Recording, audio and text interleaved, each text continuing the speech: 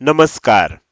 Share market Marathi या YouTube चॅनलवर आपल्या सर्वांचं हार्दिक स्वागत. आजच्या व्हिडिओमध्ये आपण शुक्रवार दिनांक 23 फेब्रुवारी 2024 साठीचं इंडेक्स व स्टॉकचं विश्लेषण बघणार आहोत. मात्र या व्हिडिओला सुरुवात करण्यापूर्वी आपल्या सर्वांना एक नम्र सूचना आहे, ती म्हणजे या व्हिडिओच्या डिस्क्रिप्शनमध्ये आपण शेअर मार्केट मराठीच्या व्हॉट्सअप, टेलिग्राम आणि फेसबुक ग्रुपच्या लिंक दिलेल्या आहेत. तुम्ही ते ग्रुप जॉईन करू शकता. त्याचसोबत आपण तिथे शेअर मार्केट मराठीच्या वेबसाईटची लिंक सुद्धा उपलब्ध करून दिलेली आहे. आपण आपल्या वेबसाईटला अवश्य भेट द्या. या महत्त्वाच्या सूचनेनंतर आता आपण आपल्या मूळ विषयाकडे परत येऊया आणि आज गुरुवारी इंडेक्समध्ये कशा प्रकारे मूव्हमेंट झाली व उद्या शुक्रवारी कशा प्रकारे होऊ शकते याचं विश्लेषण करण्यासाठी डायरेक्टली जाऊया चार्टवर. आणि इथे मी निफ्टीचा 15 मिनिटाचा चार्ट ओपन केलेला आहे. काल आपण विश्लेषण करत असताना वरच्या बाजूला ही इम्पॉर्टंट लेवल दिलेली होती. ही लेवल कोणती होती? तर 22,100 ची होती. खालच्या बाजूला कोणती इम्पॉर्टंट लेवल दिलेली होती?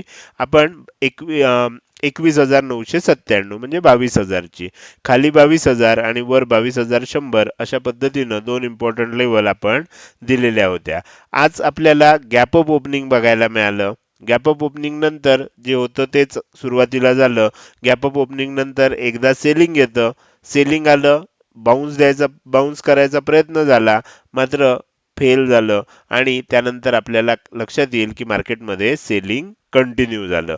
कालच्या व्हिडिओमध्ये जर तुम्ही कालचा व्हिडिओ बघितला नसेल तर कृपया मुद्दाम कालचा व्हिडिओ बघा, कारण कालच्या व्हिडिओमध्ये मी तुम्हाला हे सांगितलेलं होतं की निफ्टीमध्ये 22,000 पासून 21,925 च्या आसपास म्हणजे 21,900 पर्यंत एक सपोर्ट झोन आहे आणि त्याचं कारण सुद्धा मी तुम्हाला अगदी क्लिअर कट दाखवलेलं होतं आणि हे सांगितलेलं होतं की इथे आल्यानंतर एकदा बाउन्स येणार.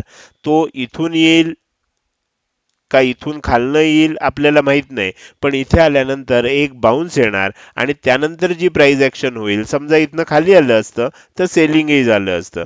मात्र जी प्राइस ऍक्शन होईल त्यानुसार आपल्याला मार्केटमध्ये मुवमेंट बघायला मिळणार. कालचा व्हिडिओ बघितला नसेल तर कृपया एकदा बघा, म्हणजे तुमच्या लक्षात येईल. त्याच पद्धतीनं अगदी त्याच स्पॉटवरनं आपल्याला इथे बाउन्स बघायला मिळाला आणि हा जो बाउन्स आला हा तुम्हाला लक्षात येईल की एकदम आपल्याला व्ही शेप रिकव्हरी असं जे म्हटलं जातं. जनरली रिकव्हरी कशी येते मी तुम्हाला आता बँक निफ्टीमध्ये दाखवेन, त्यावेळेला तुमच्या लक्षात येईल. त्याला यू शेप रिकव्हरी म्हणतात. इथे जी आली ही व्ही शेप रिकव्हरी होती. सेलिंग झालं आणि त्यानंतर लगेचच आपल्याला मार्केटमध्ये तेजी बघायला मिळाली आणि पुन्हा आपण हा जो हाय बनवलेला होता ह्याच्या सुद्धा वर जाऊन आज आपण हाय बनवला. म्हणजे तुमच्या लक्षात येईल की शॉर्ट कव्हरिंग किती वेगानं झालं. खूप लोकांनी हे सर्व बघून शॉर्ट बनवलेले होते, मात्र एक्सपायरीच्या दिवशी काय झालं, अचानक वर येतंय बघितल्यानंतर अनेकांना शॉर्ट कव्हरिंग करावं लागलं आणि त्याच्यामुळे तुम्ही बघू शकता की ही एवढी मोठी तेजी आपल्याला बघायला मिळाली. हे झालं निफ्टीमध्ये आज काय झालं. आता आपण पुढे जाऊया, उद्या काय होऊ शकतं त्याचं विश्लेषण करण्यासाठी मी इथे काय केलंय, निफ्टीमध्ये इम्पॉर्टंट लेवल आणि टार्गेट लेवल काढलेत. उद्यासाठी इम्पॉर्टंट लेवल वरच्या बाजूला ही असणार आहे. ही कोणती आहे? 22,250 ची लेवल आहे. खालच्या बाजूला कोणती इम्पॉर्टंट लेवल आहे? खालच्या बाजूला आपण ही लेवल घेतली. आता तुम्ही बघाल तर इथे काहीच नाहीये. मग ही लेवल कशी काय घेतली? तर वरच्या बाजूला ही इम्पॉर्टंट लेवल होती आणि त्याच्या खाली आपण जर गेलो तर आपल्या लक्षात येईल स्विंग लो आपल्याला इथे होता. आता हे अंतर खूप जास्त होतं, तर त्याच्यामुळे काय केलं, हे जे अंतर आहे ह्याच्या 50% घेतलं आणि 22,150 च्या आसपास ते अंतर येत होतं. राऊंड फिगर 22,150 ला मी खालच्या बाजूची इम्पॉर्टंट लेवल घेतली. आता एकदा आपल्या दोन लेवल फिक्स झाल्या की मग त्याच्या अनुषंगानं वरची 3 टार्गेट आणि खालची 3 टार्गेट आपण सहजगत्या काढू शकतो. आता इथे आपल्याला काय दिसतंय, इथे आपल्याला असं दिसतंय की लाईफ टाईम हायच्या जवळ आज अर्थात आपण थोडासा वर जाऊन आणखीन एक नवीन लाईफ टाईम हाय बनवला, तर त्याच्या जवळपासच क्लोजिंग आलेलं आहे. उद्या ओपनिंग कुठे होतंय ह्याच्यावर बऱ्याच गोष्टी अवलंबून आहेत. उद्या फ्लॅट ओपन झालं आणि पुन्हा 22,250 ची लेवल जर वरच्या दिशेनं ब्रेकआउट झाली तर आपल्याला काय होऊ शकतं, आणखीन तेजी बघायला मिळू शकते. कारण आजच्या एक्सपायरीचं शॉर्ट कव्हरिंग झालेलं आहे, पण ऍक्च्युली मंथली एक्सपायरीमध्ये अजूनही काही शॉर्ट शिल्लक आहेत. तर त्याच्यामुळे काय होऊ शकतं, आणखीन वर जाऊ शकतं आणि 20,250च्या वर गेलं तर 20,300, 20,350 आणि सॉरी 22,300, 22,350 आणि 22,400 पर्यंत आपल्याला निफ्टी वर जात असताना बघायला मिळू शकतं. काय होतं, कधी कधी व्हिडिओ बनवत असताना काही आकडा एखादा चुकून जाऊ शकतो, तर तुम्ही काळजीपूर्वक लक्ष ठेवा की इथले आकडे काय आहेत, त्यानुसारच आपल्याला इथे विश्लेषण करायचं आहे. तर हे झालं जर समजा 22,250च्या वर ब्रेकआउट येत असेल तर. समजा फ्लॅट ओपन झालं आणि खाली येत असेल, तर आपण इथे काय केलंय, खालच्या बाजूला 22,150 ला आपल्याकडे खालची इम्पॉर्टंट लेवल आहे. आपल्याला इथपर्यंत वाट बघावी लागणार, कारण जेवढी मोठी तेजी झाली आहे, जर इथनं पुन्हा खाली जायचं असेल, 22,150च्या खाली जायला लागलं, तर मात्र आपल्याला थोडं सावध व्हायला लागेल. कारण हे जर शॉर्ट कव्हरिंगमुळे वर आलं असेल आणि उद्या इथनं पुन्हा खाली जायला लागलं, तर सेलर पुन्हा काय करू शकतात, थोडंसं आणखीन निफ्टीला खाली आणू शकतात.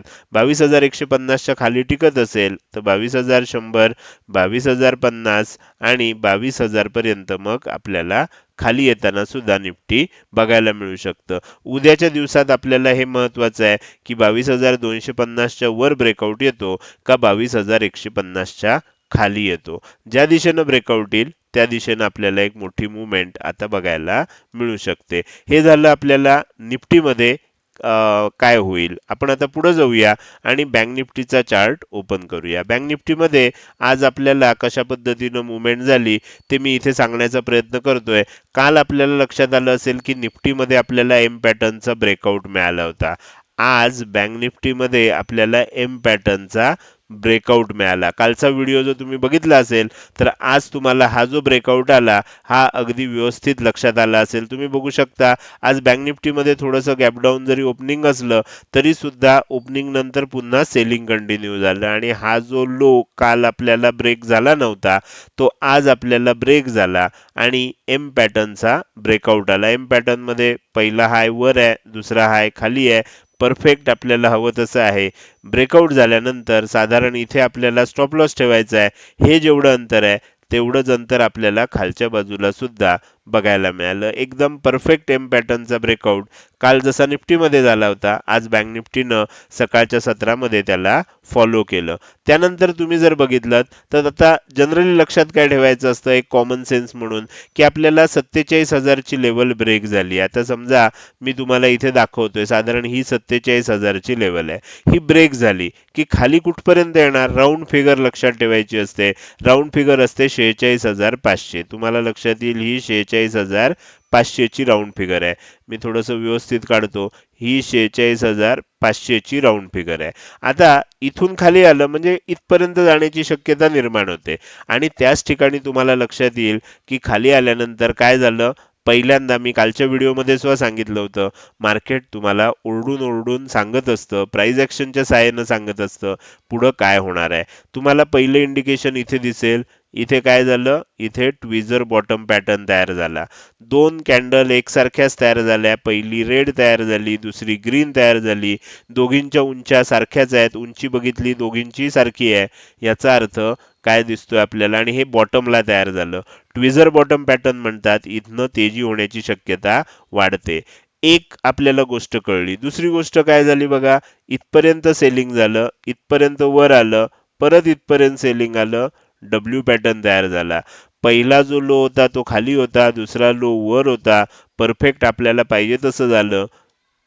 मधला जो आपल्याला हाय होता तो ब्रेकआउट आल्यानंतर आपल्याला बघू शकता 1:2 च्या आसपास आपल्याला इथे टार्गेट मिळालं. म्हणजे अगदी तुम्ही साधं साधं एम पॅटर्न, डब्ल्यू पॅटर्न एवढं जरी लक्षात ठेवून आपण मार्केटचं विश्लेषण केलं किंवा ट्रेड जरी केला तरी आपल्याला लक्षात येईल 60-70% 80% वेळा आपल्याला सक्सेस मिळतो.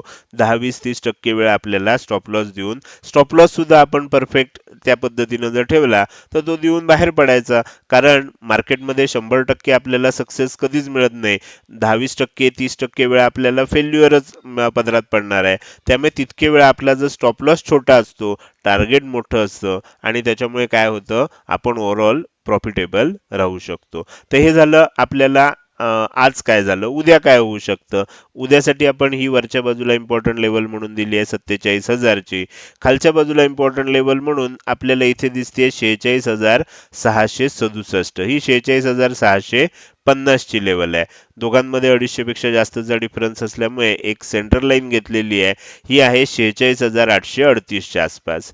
वरच्या सेगमेंटमध्ये एवढ्या भागामध्ये जर ओपनिंग झालं आणि इथून वर जात असेल आणि 47,000च्या वर टिकत असेल तर आणखीन एक शॉर्ट कव्हरिंग ह्याच्यामध्ये येऊ शकतं आणि अशा वेळेला 47,100, 47,200 आणि 47,300 साधारण ह्या आसपास आपल्याला तिसरं टार्गेट ठेवायला हरकत नाही, कारण तिथे आपल्याला डबल टॉप बनलेला होता आणि तिथपर्यंत आपण पुन्हा जाऊ शकतो. तर हे झालं फ्लॅट ओपन होऊन वर जात असेल तर. इथे ओपन होऊन खाली येत असेल तर मग काय होऊ शकतं, खालच्या बाजूला आपल्याला चांगला आता सपोर्ट तयार झालाय, वरच्या बाजूला मग रेझिस्टन्स तयार होईल इथे ओपन होऊन खाली यायला लागलं तर, आणि मग आपल्याला मार्केट साईडवेज होताना थोडंसं सेलिंग आलं तरी सुद्धा आणखीन जास्त जाणार नाही. तर ही गोष्ट लक्षात आपल्याला ठेवायला लागेल. मात्र उद्या जर गॅपडाऊन ओपन झालं, 46,800च्या खाली ओपन झालं तर मात्र आपल्याला थोडं सावध राहायला लागेल, कारण जितकं निफ्टीमध्ये आपल्याला तेजी आली होती तितकी बँक निफ्टीमध्ये आलेली नाहीये. त्यामुळे इथे खालच्या एरियामध्ये जर ओपनिंग झालं, गॅपडाऊन ओपनिंग झालं आणि जर खालची लेवल तुटली 46,650, तर मग 46,550, 46,450 आणि 46,350 या 3 लेवल्स आपल्याला येणाऱ्या काळामध्ये बघायला मिळू शकतात. तर ही गोष्ट आपल्याला इथे लक्षात येईल. हे झालं निफ्टी आणि बँक निफ्टीचं अनालिसिस. आता आपण पुढे जाऊया आणि उरलेले जे दोन इंडेक्स आहेत, या दोन इंडेक्सचा मी फक्त तुम्हाला चार्ट दाखवणार आहे, ज्याच्यामध्ये मी इम्पॉर्टंट लेवल आणि टार्गेट लेवल काढलेले आहेत. तर हा आपल्याला पहिल्यांदा फिन निफ्टीचा चार्ट दिसतोय. तुम्हाला पाहिजे असेल तर तुम्ही ह्याचं स्क्रीनशॉट काढून घेऊ शकता. आपण पुढे जाऊया. पुढचा जो आपला इंडेक्स आहे तो त्याचं नाव आहे निफ्टी मिड कॅप सिलेक्ट. त्याचा सुद्धा मी तुम्हाला इथे चार्ट दाखवतोय. इम्पॉर्टंट लेवल आणि टार्गेट लेवल त्याच्यामध्ये दिसत आहेत. तर तुम्ही काय करू शकता, याचं सुद्धा स्क्रीनशॉट काढून घेऊ शकता आणि यानुसारच विश्लेषण करू शकता. तर हे झालं इंडेक्सचं अनालिसिस. आता आपण थोडंसं पुढे जाऊया आणि आपल्याला आता स्टॉकचं अनालिसिस करायचं आहे. तर स्टॉकचं अनालिसिस करण्यासाठी पुन्हा एकदा आपण चार्टवर येऊया. सगळ्यात पहिल्यांदा आपल्याला चार्टमध्ये टाइम फ्रेम बदलायची आहे, डेली टाइम फ्रेम घ्यायची आहे, झूम लेवल ऍडजस्ट करून घेऊ आणि मग त्यानंतर मी तुमच्यासाठी जे स्टॉक काढलेले आहेत ते मी एकत्र करून तुम्हाला दाखवतोय. सगळ्यात पहिला आपला स्टॉक आहे तो म्हणजे BEL Bharat electronics. Bharat electronics या कंपनीमध्ये आपल्याला काय दिसतंय, भारत इलेक्ट्रॉनिक्स या कंपनीमध्ये तुम्हाला लक्षात येईल की एक तेजी झाली होती, त्यानंतर एकदा प्रॉफिट बुकिंग झालं होतं आणि परत आपण आता वर येतोय, एन शेप बनतोय आणि ह्या एन शेपचा ब्रेकआउट तरी येईल किंवा ब्रेकआउट फेल्युअर तरी होईल. दोन्ही शक्यता आपल्याला BEL अर्थात भारत इलेक्ट्रॉनिक्स लिमिटेड ह्या सरकारी कंपनीमध्ये आपल्याला बघायला मिळत आहेत. तुम्ही जर इथे बघितलं तर तुम्हाला लक्षात येईल ही ब्रेकआउटची लेवल आहे 195 रुपये 50 पैशाची. जर उद्या याच्यावर ब्रेकआउट आला तर काय होईल, मग इथनं आपल्याला आणखीन वरची टार्गेट सुद्धा बघायला मिळू शकतात. ब्रेकआउट कसा येतो, इथून वर जाईल, परत एकदा लेवल टेस्ट करायला खाली येईल, मग पुन्हा वर जाईल. अशा पद्धतीने आपल्याला ब्रेकआउट मिळू शकतो. किंवा इथे काय होऊ शकतं, उद्या आपल्याला ब्रेकआउट फेल्युअर होऊ शकतं. म्हणजे काय, हा हाय काही ब्रेक होणार नाही आणि आपण इथे एखादी अशी रेड कॅन्डल बनलेली बघू शकतो. असं झालं तर मग ब्रेकआउट फेल्युअर होण्याची शक्यता जास्त आहे आणि मग आपल्याला खालच्या दिशेने एक मोठी मूव्हमेंट बघायला मिळू शकते. ब्रेकआउट तरी मिळेल किंवा ब्रेकआउट फेल्युअर तरी होईल. लेवल आहे 195.50. स्टॉकचं नाव आहे BEL. आपण पुढे जाऊया. पुढचा जो स्टॉक आहे IT कंपनी आहे HCL टेक्नॉलॉजीज. HCL टेक्नॉलॉजीज मध्ये आपल्याला लक्षात येईल की मागचे काही दिवस एका रेंज मध्ये हा स्टॉक अडकलेला होता. एक तेजी झाली आणि त्याच्यानंतर एका रेंज मध्ये हा स्टॉक अडकलेला आहे. आता वरच्या दिशेनं ब्रेकआउट येण्याची शक्यता निर्माण झाली आहे. 1686 1687 च्या आसपास ही लेवल आहे. जर इथनं वर गेलं आणि आजचा हाय ब्रेक होऊन वर टिकत असेल तर येणाऱ्या काळामध्ये हा स्टॉक 1700 1725 1750 रुपयापर्यंत सुद्धा जाताना आपल्याला बघायला मिळू शकतो. स्टॉकचं नाव आहे HCL टेक. आपण पुढे जाऊया आणि पुढचा स्टॉक बघूया. ही फार्मास्युटिकल कंपनी आहे. या कंपनीचं नाव आहे ग्लेनमार्क फार्मा. याच्यामध्ये सुद्धा आपल्याला लक्षात येईल की मागचे अनेक दिवस, आपण असं म्हणू शकतो 1 महिन्यापेक्षा जास्त कालावधी, ही लेवल आपल्याला रेझिस्टन्स म्हणून राहिलेली आहे. लेवल कोणती आहे? साधारण 913 914 च्या आसपासची लेवल आहे. आपण 915 आहे असं पकडूया.